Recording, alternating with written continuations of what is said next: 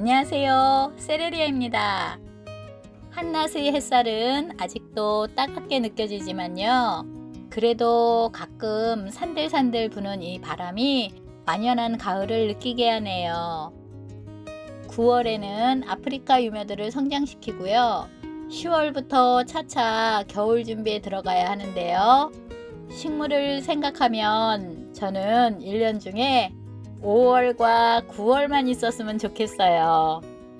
오늘은 파키포디움 유며들의 근황과 재배하는 과정을 소개하려고 합니다. 유며들은 지금 3군데에 나뉘어서 관리되고 있는데요. 여기가 파키포디움 유며들의 첫 번째 재배 장소예요. 올해는 5월에 비가 정말 많이 왔죠. 가을에도 비가 많이 오고요. 이 아이들은 5월 장마와 가을 장마를 모두 맞고 지냈고요. 아주 무더운 한여름에만 비를 잠깐 피해줬습니다. 이런 유며들의 수영을 예쁘게 관리하시려면요, 모든 비를 저처럼 맞추시면 안 됩니다. 그런데 저는 체력적으로 이 아이들을 옮길 형편이 안 되어서 어쩔 수 없는 선택이었어요. 지금 이 아이들은 차강 없이 지내고 있고요. 봄에도 차강을 하지 않았고요. 한여름 7, 8월만 차강을 해주었어요. 지금 차강막은 이렇게 옆에 살짝 둘둘둘 말아놨는데요. 이 아이들이 다시 차강이 필요할 수 있어서 차강막을 완전히 걷진 않았고요. 차강막을 걷은 지는 2, 3주 되었는데요. 지금 적응되는 거 봐서는 차강막 없이 이렇게 지내려고 합니다. 자세히 하나씩 보여드릴게요. 이 아이는 각티패스인데요. 봄에 웃자란 채로 나왔거든요. 거실에서 재배해서요.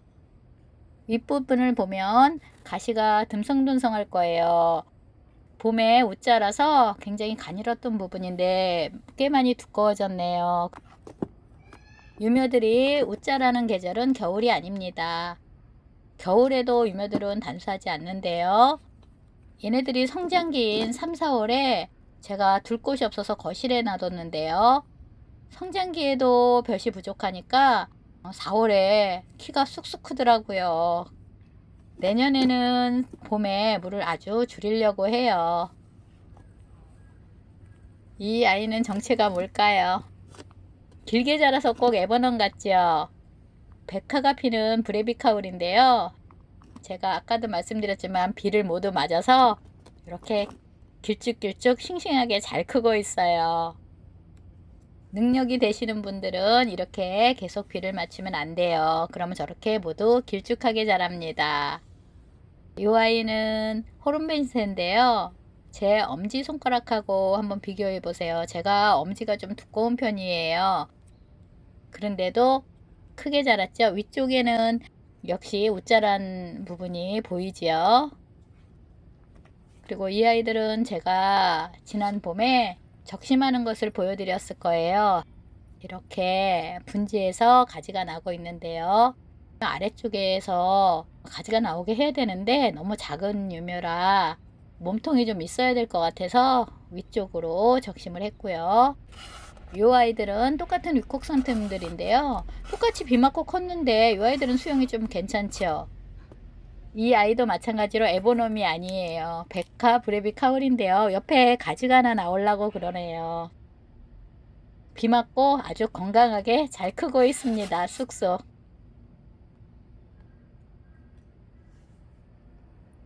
그리고 이 아이는 덴시프로롬인데요. 발화 때부터 이렇게 분지에서 자라기 시작하는 아이고요. 이 아이도 굉장히 많이 컸어요. 제 손이랑 비교해 보세요. 엄지가 굉장히 작게 느껴지죠? 실제로 보면 더 큰데 이상하게 영상을 찍어 놓으면 유묘들이 굉장히 작게 보이네요. 자, 이 아이는 가지가 3개가 분지에서 나오네요. 적심하지 않았고요. 자연적으로 나오고 있는 중이고요. 이 아이도 마찬가지로 보여드릴게요. 이렇게 발화 때부터 떡잎이 3장, 4장씩 있는 애들이 있었어요. 그런 아이들은 이렇게 분지해서 자라더라고요. 그리고 다른 아이들도 보여드릴게요. 이 아이들은 각티 패스인데요. 통통하게 작년에 굉장히 예쁘게 잘 컸는데 올해 봄에 웃자란 부분이 있어서 약간 길게 자랐긴 했지만요. 제 엄지랑 비교해 보세요. 굉장히 굵고 튼튼하게 잘 크고 있습니다. 물론 위쪽에 약간 가시가 듬성하긴 하지만요. 이 아이는 덴시 프로럼인데요. 이렇게 아래쪽에서 가지들이 나오면서 예쁜 수영으로 자라고 있네요. 이름표는 제가 파종할 때 보여드렸죠. 저렇게 이름표를 붙이면 몇 년이 지나도 비를 저렇게 맞아도 이름표가 지워지지 않아요. 개체수가 적다면 위에 꼽아도 되지만 많다면 위에다 꼽으면 이름표가 분실되거든요. 그래서 저는 항상 이름표를 저렇게 달아 놓습니다.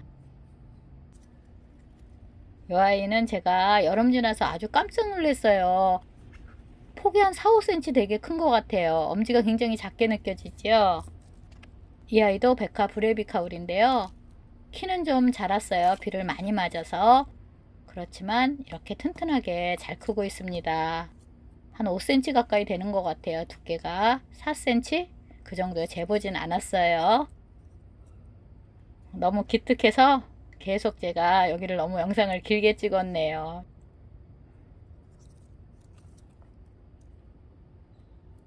이 아이들도 모두 백화가 피는 브레비카울들이고요.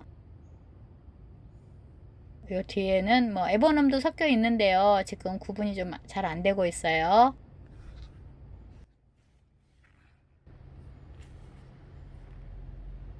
요 아이는 암본젠세인데요. 굉장히 귀한 종이라고 말씀을 많이 하시는데 저는 아직 유묘 상태라서 그런지 재배하기에 까다롭진 않았고요. 이렇게 손가락으로 비교해 보면 이 아이는 한 10cm 정도 큰 아이인데 암본진세 중에 가장 많이 웃자란 아이예요. 얘는 오른쪽의 아이가 가장 표준적인 아이고요. 이렇게 자라고 있습니다. 모두 4월에 관리를 잘 못해서 좀 많이 길어졌어요. 이 아이도 이렇게 이게 표준적인 사이즈고요. 요거는 각티패스입니다. 각티패스는 해에 굉장히 강해서 직강에 놔도 잘 안 타는데요. 타키포디움 유묘 중에 가장 직강에 약한 아이가 이 암본젠세예요. 암본젠세는 사실 차강해 주는 게 더 좋은데요. 이 시설 형편이 그렇질 못해서 그냥 직강에 놓아두고 있습니다. 그래서 직강에 안 있으면 더 파릇파릇하게 클 아이인데 약간 노릇노릇한 잎이 보이지요. 암본젯의 재배에서는 꼭 차강을 하시라고 권해드립니다. 이 아이들은 보통 10월에는 안으로 들여놔야 돼요. 경기 북부 기준이고요. 10월 초에 드릴지 중순에 드릴지는요. 그 해마다 일기가 다르니까 일기를 잘 보시고 이 아이들은 저온다습에 취약하니까 알맞은 시기에 들여놓으시기 바랍니다. 여기는 제가 파키포딤을 놓아두는 두 번째 장소인데요. 에어컨 실외기 위고요. 이 개아이는 봄부터 지금까지 장마까지요. 모두 맞으면서 여기 있었고요. 차강도 한 번도 한 적이 없어요. 모든 비와 모든 해를 다 받으면서 자란 아이인데요. 앞에 약간 노랗게 보이죠. 한 7월, 8월 한여름에는 다른 아이들도 이렇게 누렇게 단풍진 것처럼 변했었어요. 그런데 한여름이 좀 지나니까 모두 이렇게 초록빛으로 다시 돌아왔고요. 그래도 모두 잘 건두고요. 생장점 하나 타지 않았고요. 오른쪽에 아데니움이 보이는데요. 저는 아데니움도 그냥 직강에 이렇게 놓아둡니다. 그러면 한 10% 정도의 개체가 적응을 못 하는데요. 그런 아이들만 들여놓으면 돼요. 단풍진 것처럼 이쁘네요. 이 아이가 가장 작은 사이즈의 아이인데요. 그래도 이렇게 큽니다. 성장을 많이 했고요. 이렇게 손으로 쥐어보면 이만합니다.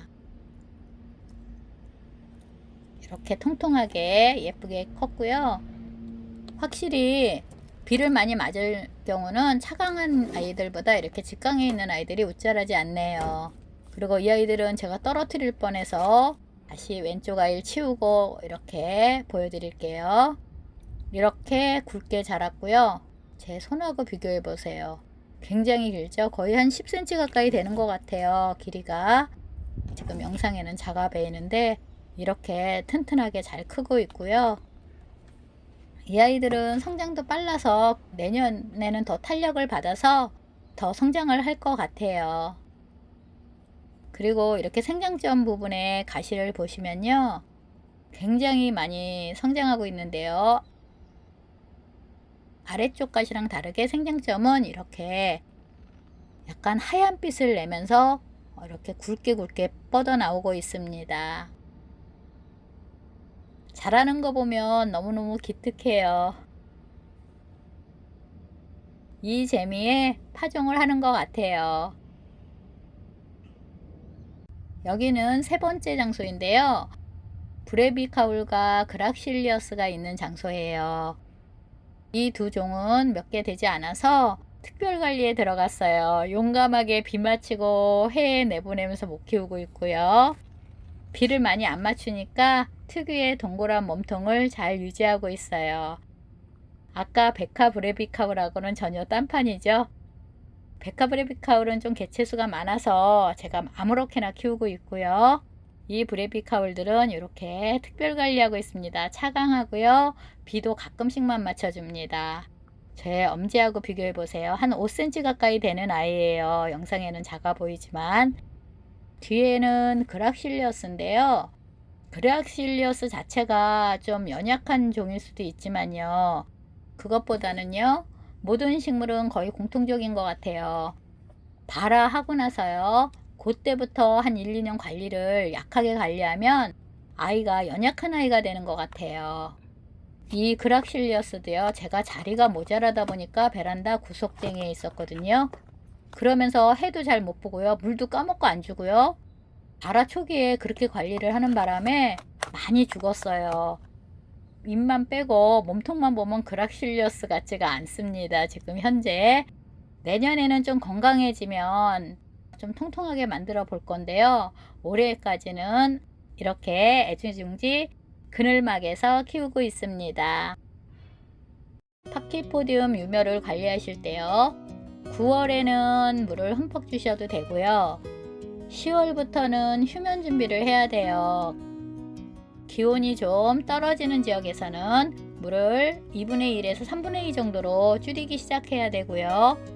11월 말쯤에는 3분의 1 정도로 줄여서 주고요. 이 영상에 보이는 유묘보다 좀 어리다면 겨울에도 물을 넉넉히 주셔도 되고요. 다만 잎이 좀 떨어진 아이들만 좀 적게 줄여서 주시면 됩니다. 그런데 이 정도 사이즈로 컸을 경우는 겨울에 너무 흠뻑 주지 않는 것이 좋지요. 그렇다고 이렇게 작은 아이들은 단수하지는 않고요. 이 아이들을 만약에 내가 종별로 몇 개씩만 키운다면 이렇게 용감하게 여러 가지 시도를 하지 못할 거예요. 그런데 개체수를 좀 많이 해서 파종을 해서 땡볕에도 놔보고요. 모든 비도 맞춰보고요. 이렇게 관리하면서 여러 가지 시험을 해볼 수 있는 것 같아요. 앞으로 이 아이들의 성장 모습과 함께 물관리 및 재배 경험을 계속 올려볼게요. 오늘도 이렇게 끝까지 봐주셔서 너무나 감사합니다.